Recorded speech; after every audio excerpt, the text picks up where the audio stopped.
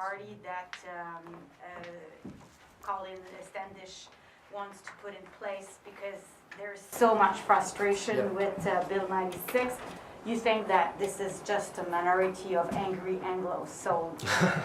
Well, what I, we'll see if this party really gets started. We'll see, and we'll see who it will attract. But what I was saying is that I think there has always been a small portion of people, in some very hardcore lobbies that have been against pretty much any protection of French in Quebec. But what I want to put the emphasis on is the fact that, from what I see, it is a minority, a very small minority of people who think like that. When I meet young Anglophones, and I meet a lot of them in Montreal, where I live, they don't think that the Bill 101 is an attack against them. They understand that it's normal for a society like Quebec society to protect its language, and they don't think it's an act of hostility towards them.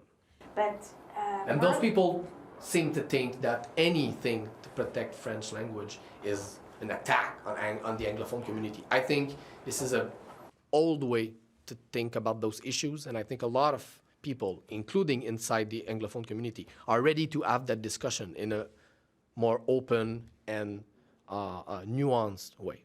Just because if you read La Presse's article this morning, Marlene Jennings, who's at the head of the Quebec Community Groups Network, is basically warning the Liberals about the seriousness of having a new political party that will represent better the interest of Quebec, English Quebecers. Yeah. So it's not just a small minority.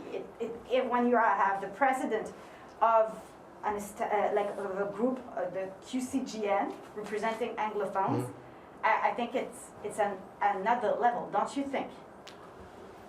Honestly, it's probably a question for Madame Anglade. I mean, it's her that is being pointed by those declarations.